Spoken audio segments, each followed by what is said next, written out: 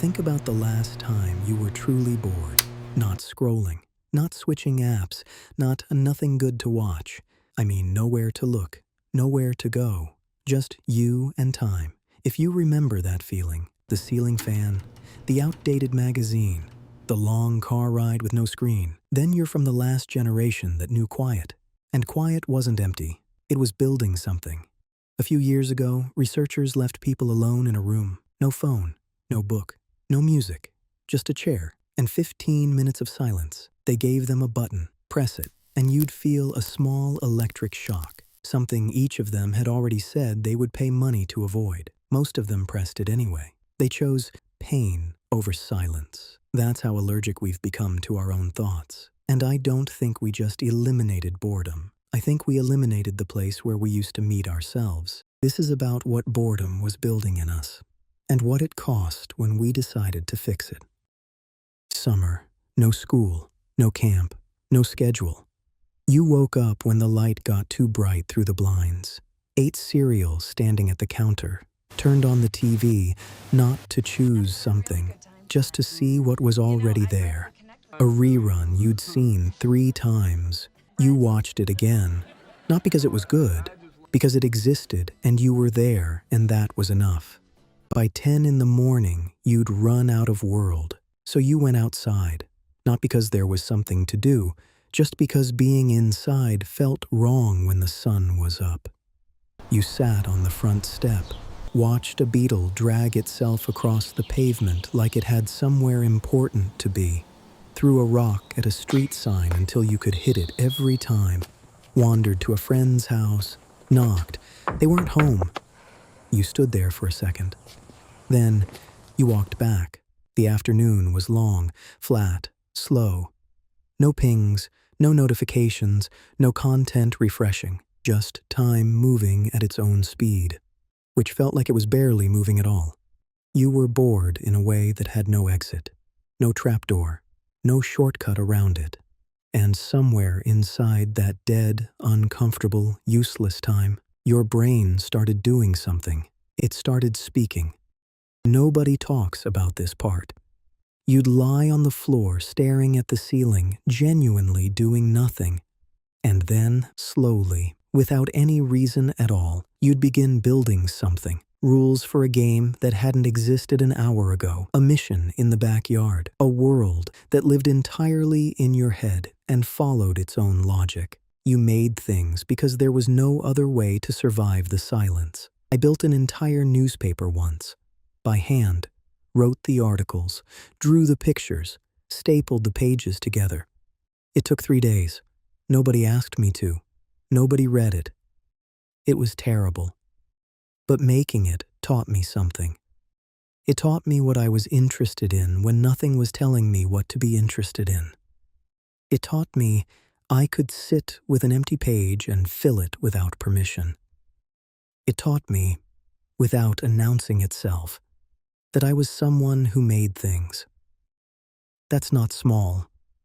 That might be the most important discovery a person can make. Boredom was the factory where we figured out who we were. And that factory only opened when the noise stopped. You can't rush it. You can't simulate it. You can't download it. You have to sit there long enough for the discomfort to turn into something else. It wasn't just summer. Boredom lived in the gaps.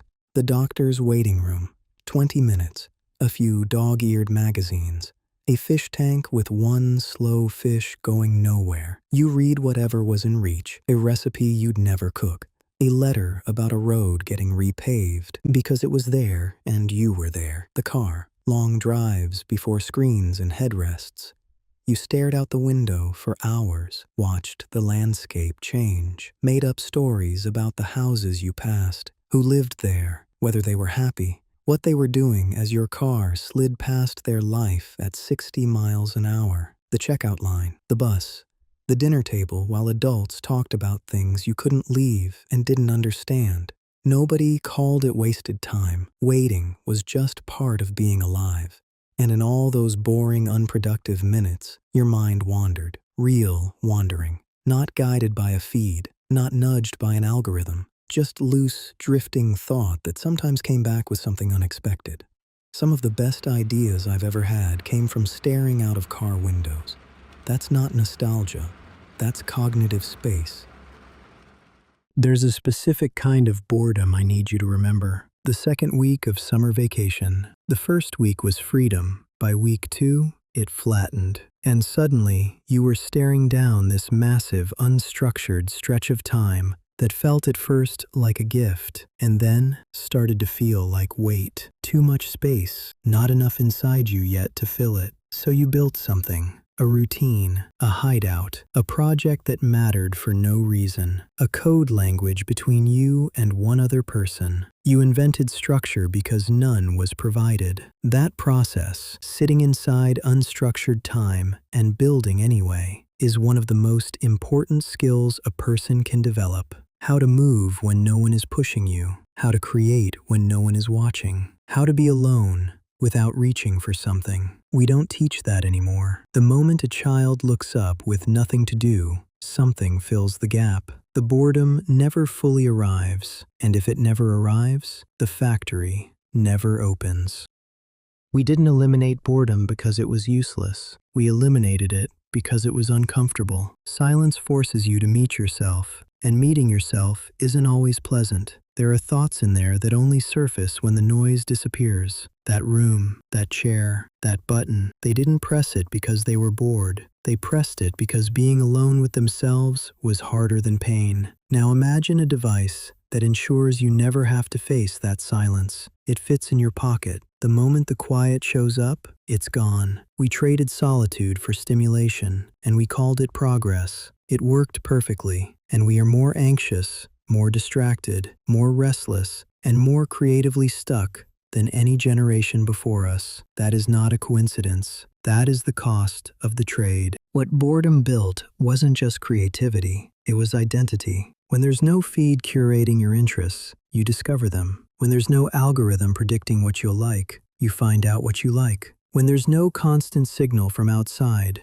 the signal from inside gets louder. You start to hear yourself. That's the place we erased, not just for kids, for everyone. Think about the last time you had a long, uninterrupted thought, one that drifted, wandered, surprised you. When was it? For most people, a car ride, a shower, just before sleep. We've reduced genuine solitary thought to the margins of the day, and then we wonder why attention feels fractured, why slow films feel harder, why long books feel heavier. We didn't just lose boredom, we lost the place where we used to meet ourselves. I'm not telling you to throw your phone in the river. The world is faster now. Some of that speed is good, there's no going back. But we lost something that only shows itself in absence. Something that felt like nothing while we had it, and feels enormous now that it's gone. Life before the smartphone wasn't better, but it did something no app has figured out how to replicate. It left you alone with yourself, long enough to get uncomfortable, long enough to get bored of being uncomfortable, long enough to start building something, anything, just to prove you could. The beetle on the pavement, the newspaper nobody read, the stories you made up from the back seat of a car going somewhere else entirely. None of it looked like anything. All of it was everything. Tell me the most ridiculous thing you ever made out of pure boredom as a kid. The weirder the better. I want to know what your brain built when it finally ran out of everything else.